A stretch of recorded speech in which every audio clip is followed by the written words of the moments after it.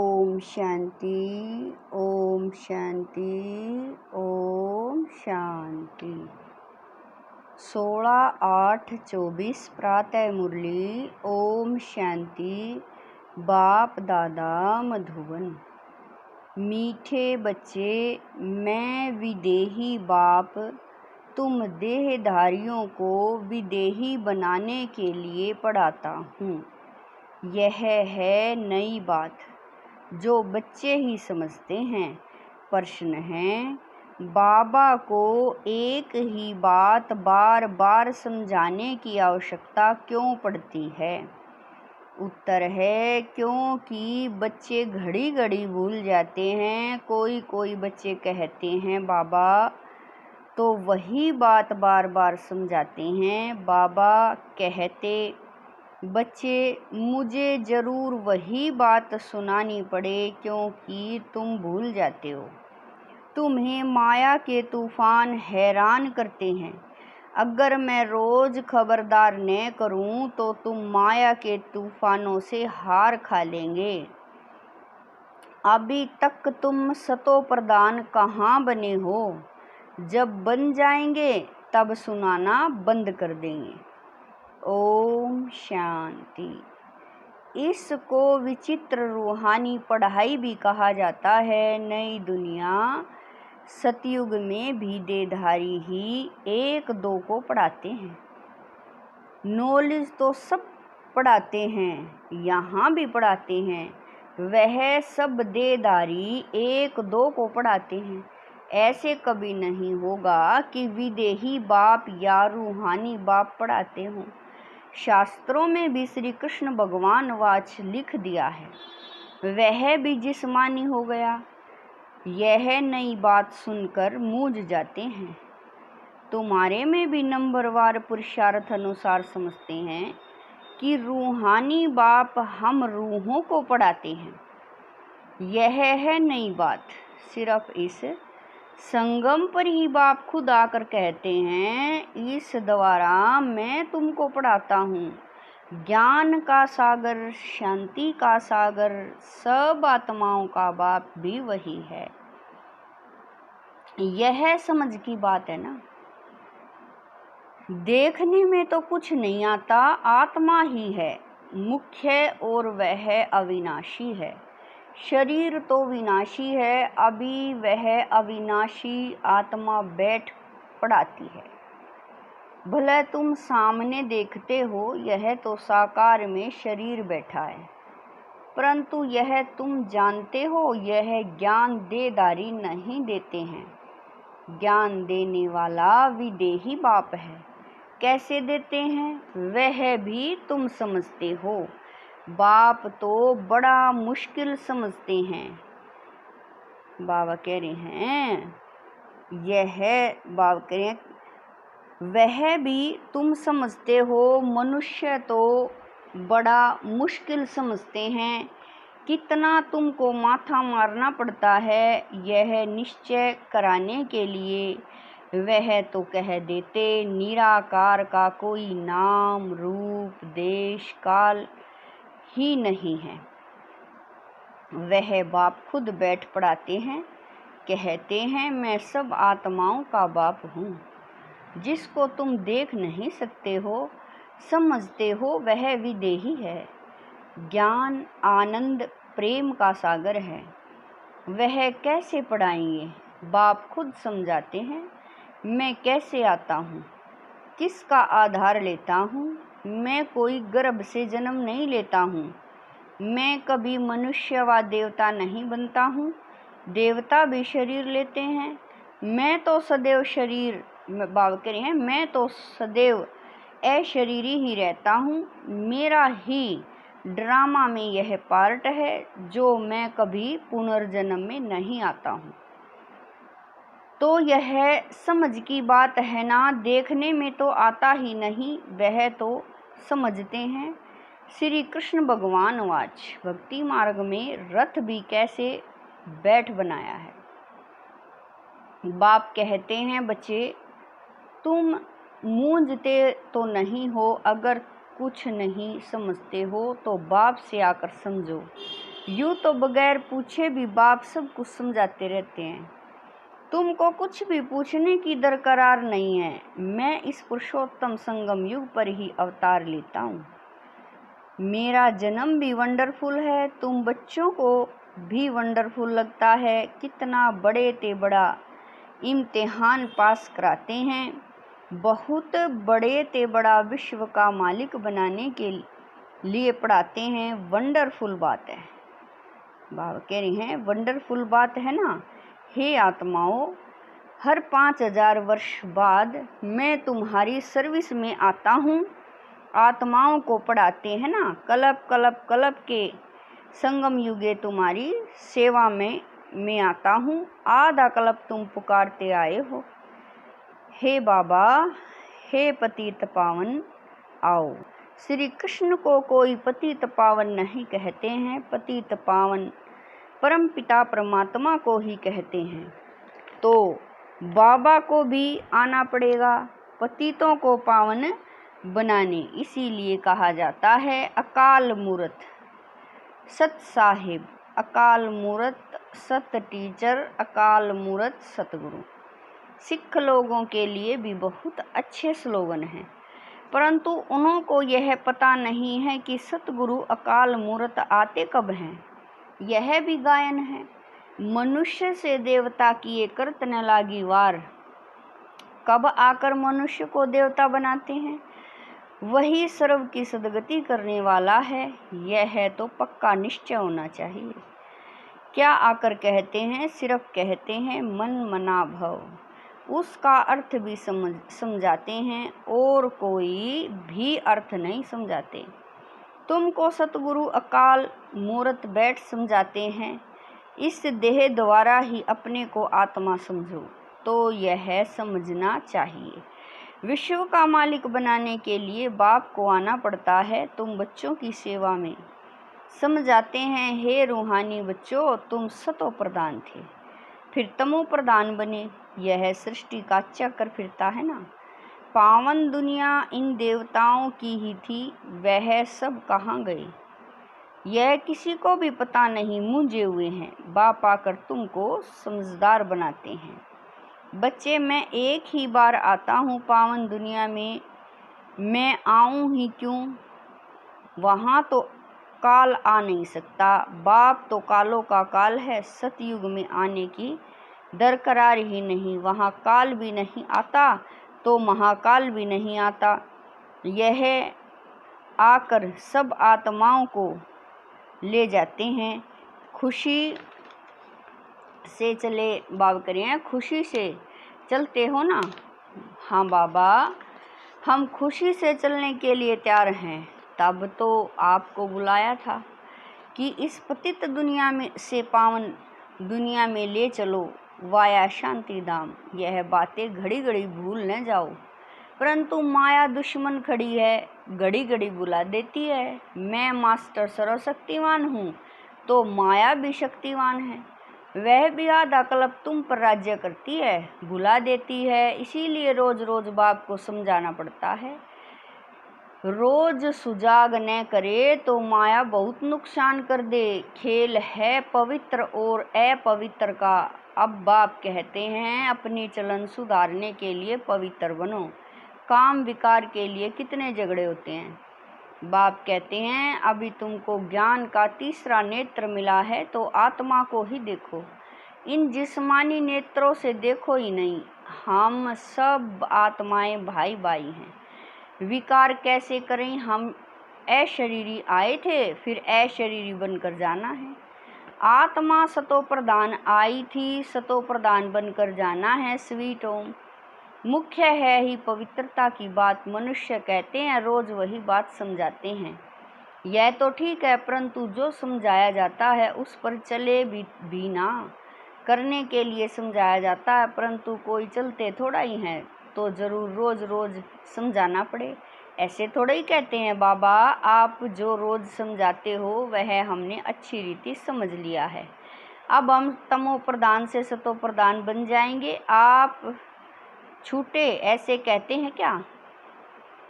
इसीलिए बाबा को रोज समझाना पड़ता है। बात तो एक ही है, परंतु करते ही बाप करें, परंतु करते नहीं है ना, बाप को याद ही नहीं करते हैं। कहते हैं बाबा घड़ी घड़ी भूल जाते हैं, बाप को घड़ी घड़ी कहना पड़ता है याद दिलाने लिए। तुम भी एक दो को यही समझाओ, अपने को आत्मा समझ परमात्मा को याद करो तो तुम्हारे पाप कट जाएं, और कोई उपाय नहीं। शुरू और अंत में यही बात कहते हैं, याद से ही सतो प्रधान बनना है। खुद ही लिखते हैं बाबा माया के तूफान बुला देते हैं, तो क्या बाप सावधान न करे, छोड़ दे। बाप जानते हैं नंबरवार पुरुषार्थ अनुसार जब तक सतो प्रधान नहीं बने हैं जा नहीं सकते हैं। लड़ाई का भी कनेक्शन है ना, लड़ाई लगेगी तब जब तुम नंबरवार पुरुषार्थ अनुसार सतो प्रधान बनेंगे।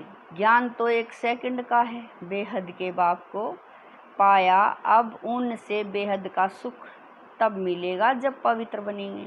पुरुषार्थ अच्छी रीति करना है, कई तो कुछ भी समझते नहीं हैं। बाप को याद करने का अकल भी नहीं आता है, कभी यह लड़ाई तो पड़ी नहीं है। बाप कह रहे हैं बाप को याद करने का अकल भी नहीं आता है, कभी यह पढ़ाई तो पढ़ी नहीं है। सारे चक्र में निराकार बाप से कोई पढ़ा नहीं है, तो यह नई बात है ना। बाप कहते हैं मैं तो हर 5000 वर्ष बाद आता हूँ तुमको सतो प्रधान बनाने। जब तक सतो प्रधान नहीं बने तो तब तक यह पद पा नहीं सकेंगे। जैसे और पढ़ाई में फेल होते हैं वैसे इसमें भी फेल होते हैं। शिव बाबा को याद करने से क्या होगा, कुछ नहीं समझते। बाप है तो जरूर बाप से स्वर्ग का वर्षा मिलना है।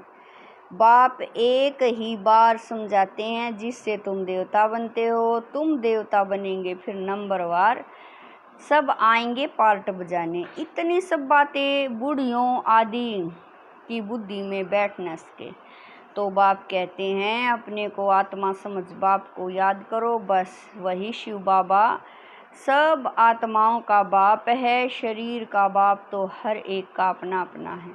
शिव बाबा तो है निराकार, उनको याद करते करते पवित्र बन शरीर छोड़ फिर बाप के पास जाकर पहुंचना है। बाप समझाते तो बहुत हैं परंतु सब एक रस नहीं समझते हैं, माया भुला देती है, इसको युद्ध कहा जाता है।